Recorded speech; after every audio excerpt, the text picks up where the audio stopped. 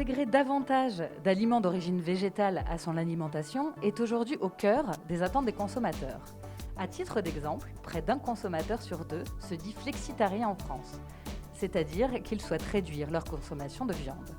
Se tourner vers une alimentation plus végétale présente de nombreux bénéfices pour la santé, pour la planète, et permet de redécouvrir des aliments que l'on avait tendance à délaisser. Opter pour plus de végétal, c'est aussi l'occasion d'explorer de nouvelles recettes, de nouvelles façons de cuisiner et de concevoir ses repas. Un sujet complètement d'actualité s'il en est, entre le bien manger et le manger mieux, dont je suis ravie de discuter avec vous aujourd'hui. Bonjour Cécile Rosy. Bonjour. Vous êtes directrice Affaires scientifiques réglementaires et nutrition chez Nestlé France. Tout à fait, c'est ça. Et bonjour Sabine Giovanna. Bonjour. Vous êtes responsable expertise atelier culinaire chez Nestlé France également. C'est bien cela. Nous sommes ici aujourd'hui pour échanger sur vos approches respectives de l'alimentation végétale qui se rejoignent finalement autour du plaisir de cuisiner. Alors, Cécile, comment définiriez-vous une bonne alimentation ? Alors, selon le PNNS, donc qui est le Programme national nutrition santé, il n'existe pas de recette ni de régime alimentaire miracle pour bien manger. Donc, avant tout, cela revient à adopter une alimentation variée et équilibrée. En résumé, on peut manger de tout, mais en quantité adaptée, en privilégiant les aliments bénéfiques à notre santé, donc par exemple les fruits, les légumes secs ou les féculents, de préférence complets ou semi-complets, mais aussi le poisson, et en limitant la consommation d'aliments gras, sucrés, salés, ainsi que la viande et les charcuteries. Oui, bien sûr. Se nourrir, comme c'est un besoin vital, la nature y a aussi adjoint la notion de plaisir. C'est le cœur de ce qu'on appelle la régulation neurophysiologique.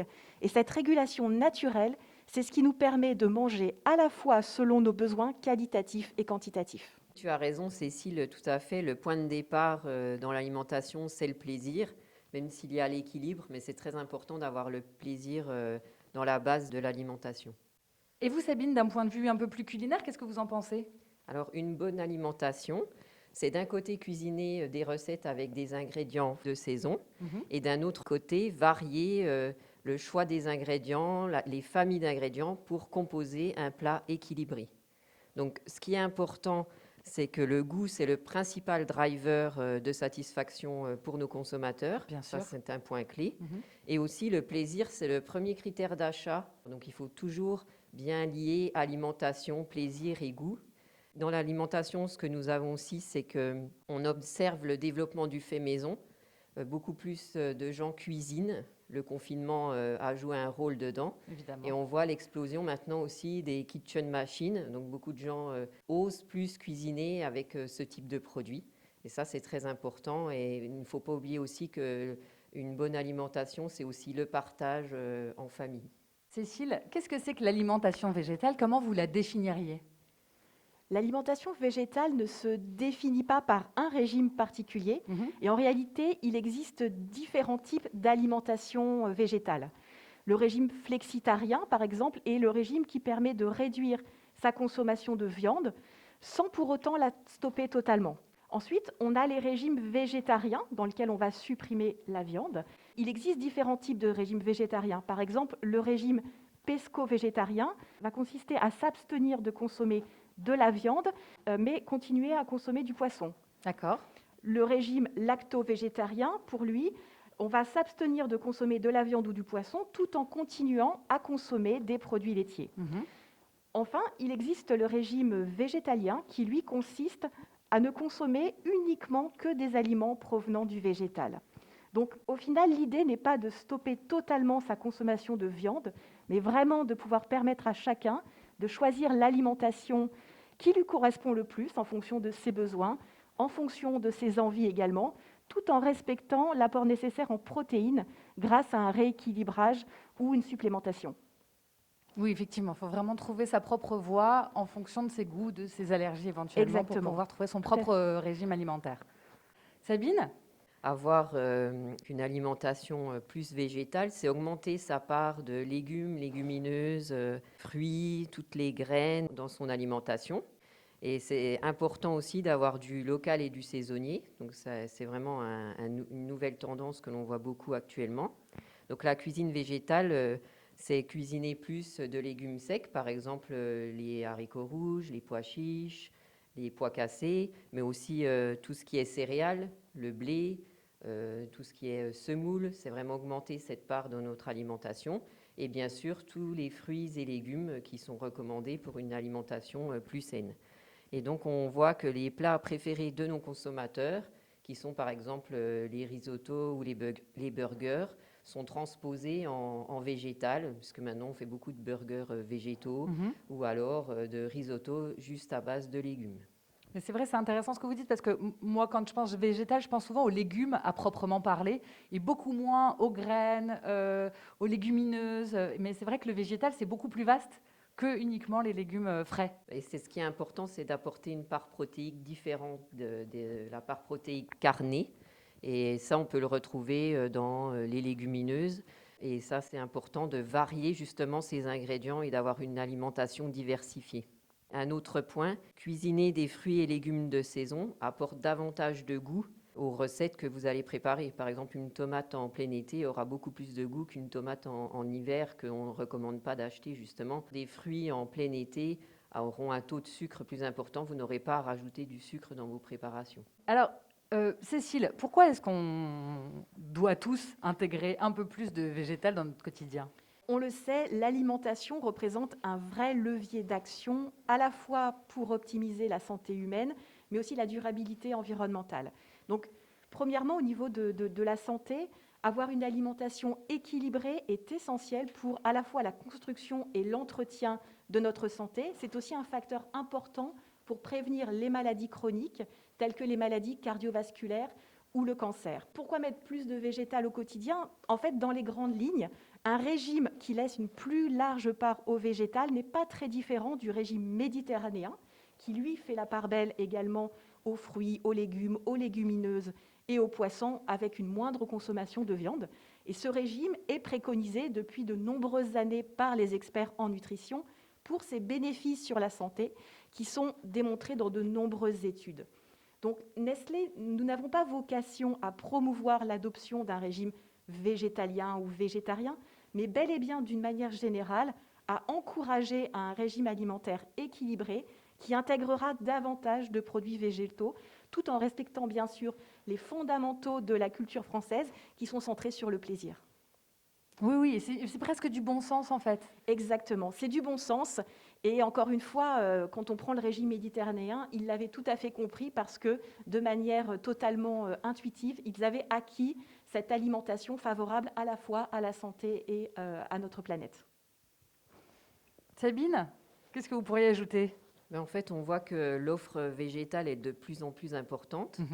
Par exemple, sur nos marchés, on trouve de plus en plus de légumes anciens, de variétés de légumes. Par exemple, une tomate, vous pouvez trouver une tomate ananas, une tomate noire de Crimée. Il y a une variété qui est vraiment importante sur nos marchés, dans nos hypermarchés. Donc, c'est important de les cuisiner plus, de donner plus d'offres autour de ces recettes. Et aussi, c'est une priorité à être nourri plus sainement. C'est vraiment important pour nous. Et on voit aussi que les légumes sont la base de nombreuses recettes. Beaucoup d'oignons, par exemple, je donne un exemple sur l'oignon, c'est que pour faire une sauce, en général, on cuisine de l'oignon ciselé ou émincé. C'est une base de sauce pour la sauce tomate ou différentes sauces. Et c'est important, les légumes sont quand même la base de la cuisine française. De la saveur, voilà. en fait, Apporte l'aliment du goût. seul. Oui, Tout à fait, c'est ça. Et puis, on a redécouvert, effectivement, je rebondissais sur ce que vous disiez au début. Moi, par exemple, j'ai découvert la patate douce assez récemment et que je trouve que c'est un légume fantastique, qui est très nourrissant, qui est très doux et qui accompagne très bien beaucoup de plats. Cécile, il y a une problématique environnementale aussi, on en a un peu parlé déjà, mais dans le fait de consommer des légumes de saison. Oui, alors c'est vrai qu'on l'a vu, une alimentation comprenant plus d'aliments d'origine végétale tout en réduisant la quantité d'aliments d'origine animale est bénéfique sur notre santé, mais aussi sur la planète et sur l'environnement. Comme l'a montré le rapport du GIEC, une alimentation végétale permet par exemple de réduire considérablement les émissions de gaz à effet de serre. Aujourd'hui, on se rend compte que pour arriver à nourrir sainement l'humanité en 2050, il va falloir changer radicalement nos pratiques de production en tenant compte à la fois des changements climatiques, de la diminution de la biodiversité, de nos ressources en eau ou encore des cycles de l'azote et du phosphore. Oui, je crois qu'on n'a pas le choix. On n'a pas le choix. Aujourd'hui, on se rend compte qu'il faut vraiment agir et on peut agir grâce à l'alimentation qui est un merveilleux levier d'action à la fois pour la santé et pour l'environnement. Je suis tout à fait d'accord avec toi, Cécile. Une bonne alimentation végétale, ça passe aussi par la provenance et la saisonnalité des fruits et légumes consommés. Oui. Donc il est important d'avoir un approvisionnement local et nos terroirs en sont riches, donc il faut vraiment en profiter. Je suis complètement d'accord avec vous. Sur les régimes avec une éviction totale des produits animaux, est-ce qu'ils sont adaptés à tous les âges? Est-ce qu'il y a des risques de carence pour les plus jeunes, pour les adultes? Qu'est-ce que vous en pensez, Cécile? Il existe une différence clairement entre l'éviction totale des produits carnés et consommer davantage de végétal. Si on prend le PNNS, donc notre Programme national nutrition santé, il recommande d'ailleurs une réduction de la consommation des charcuteries, des viandes, mais également des produits salés, sucrés, mais il ne recommande pas une éviction totale. Il est clair que les régimes exclusifs peuvent être associés à des risques de carence. C'est pourquoi ils sont fortement déconseillés chez les enfants ou les populations fragiles, c'est-à-dire les femmes enceintes, les femmes allaitantes et les personnes âgées. Dans tous les cas, si on souhaite avoir une éviction totale, il est vraiment recommandé de se faire accompagner par un professionnel de santé en cas de régime strict. On imagine souvent justement que l'alimentation végétale, elle est plutôt ennuyeuse, moins savoureuse, moins gourmande. Alors comment on fait justement pour garder la gourmandise et le plaisir? Sabine, la gourmandise, c'est votre domaine, non? Oui, et je trouve justement que cette alimentation végétale ouvre à la créativité. Je vous donne aussi un point qui est important, c'est que chez Nestlé, on a lancé 2 gammes qui sont assez importantes. On a les boissons végétales avec Wunda, qui nous permettent vraiment une variété importante de recettes, que ce soit des crêpes aux brioches, au risotto, une multitude de recettes où on remplace en fait la crème ou le lait par Wunda.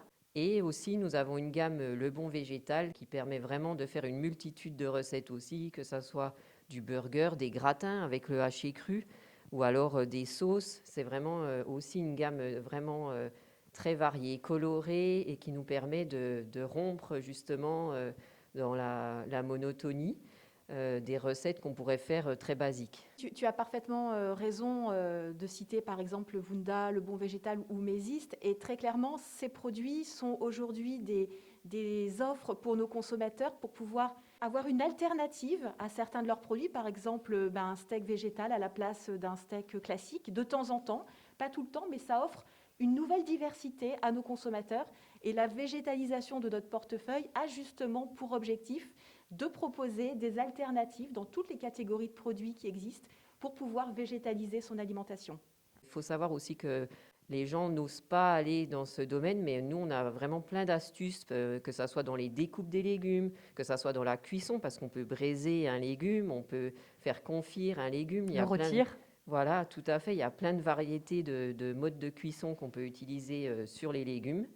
Et ce qui est important aussi, c'est la découpe. Juste faire un légume, que ce soit en brunoise, en julienne, râper un légume, faire des tagliatelles de courgettes. Il y a une multitude de préparations pour varier ces propositions de recettes. Donc ça, c'est important. Et puis on a des outils aussi, en plus, pour le faire. Maintenant, on trouve maintenant, c'est des assez appareils varié. pour découper dans tous les sens. Ouais. Et une autre tendance aussi qui est assez intéressante, c'est que maintenant, on voit beaucoup de desserts à base de légumes. Ça donne du goût, ça permet de mettre moins de sucre, et ça, c'est important aussi. Par exemple, l'avocat, la carotte, la betterave, la patate douce, qu'on retrouve dans de nombreux desserts pour colorer, texturer et mettre moins de matière grasse à l'intérieur.